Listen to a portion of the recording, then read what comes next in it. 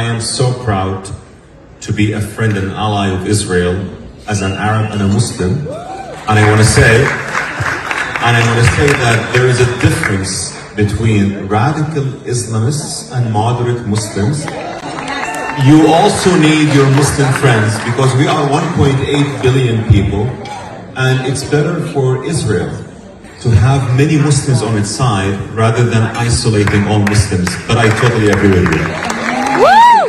Russia became Israel's arch enemy. 1967, listen to this. Russia sends a report to Egypt that Israel was planning to invade Syria, its ally.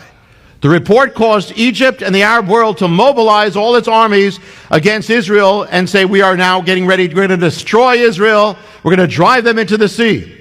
The result? The Six-Day War. The result of the Six-Day War? Israel regains the holy city of Jerusalem.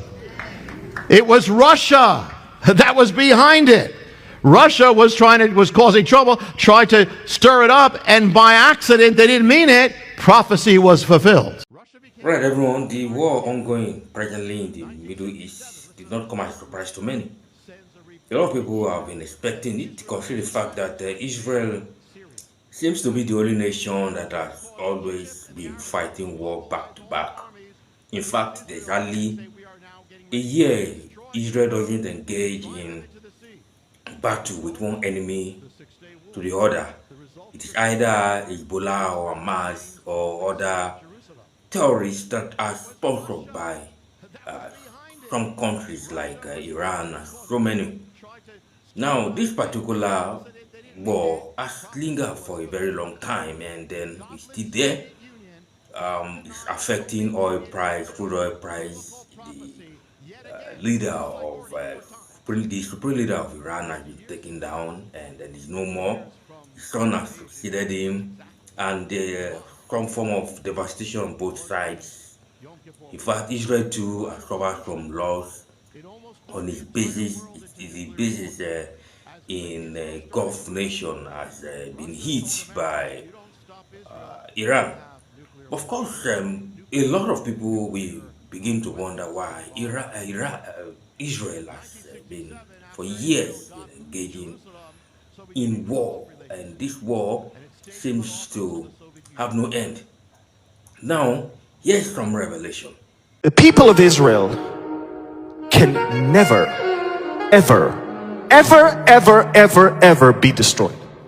Not because they're good, not because they're strong. It's because the God of Israel said through the prophets of Israel that as long as the sun and the moon and the stars are there, Israel will be standing before him as a nation.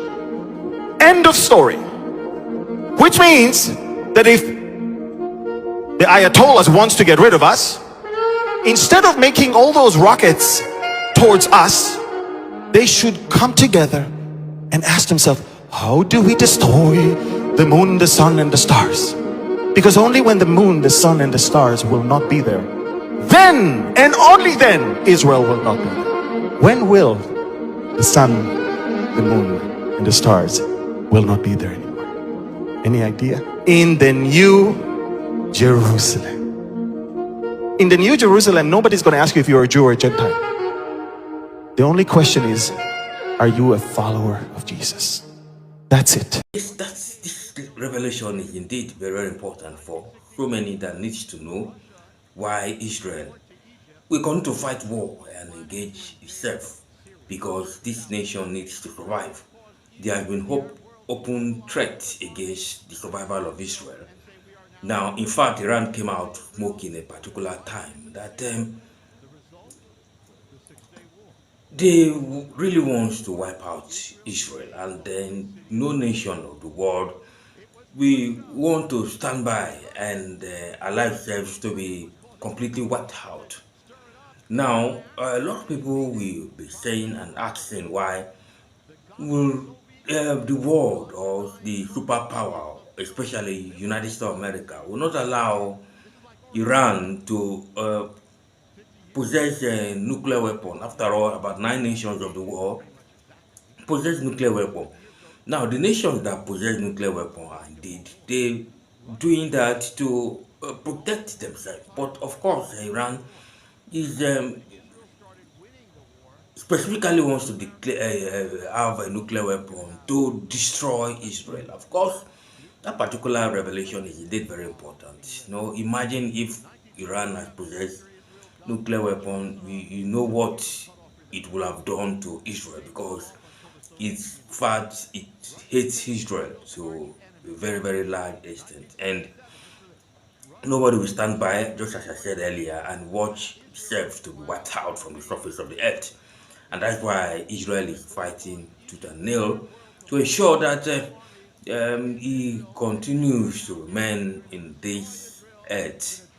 And considering the fact that a lot have been said about Israel, Israel's strength is drawn from its technology, its brilliance, and its culture and history, and then heritage of war. And it has continued to exhibit this each time it goes into warfare. And thankfully, a country like United States of America is indeed also helping out in helping Israel to survive these the aggressive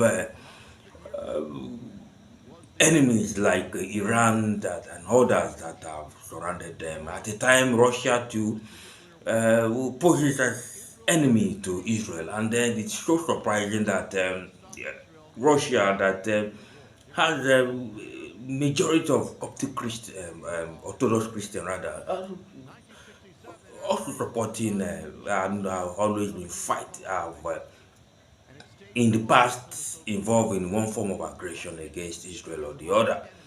But of course, for present, we don't see much of that. So this entire video is brought to you so that you could know some of the reasons why Israel is really fighting to survive. Israel is a very, very small nation, about 20-something million, with a very little territory, and then surrounded by huge Islamic nations. And this Israel has continued to fight war year in, year out. And you can imagine the amount they will have been budgeting for war. Probably they spend more money in fighting war than they spend money for their welfare, of their welfare, maybe health system, and so, and every other thing that needs to keep them alive. Hit me up in the comment section. What do you have to say about Israel, the nation called Israel? Let me know what you feel. Drop your comments, your comment here. I'm going to read them. Let me know what you feel. I'll see you in another video. Don't forget to like, share, subscribe.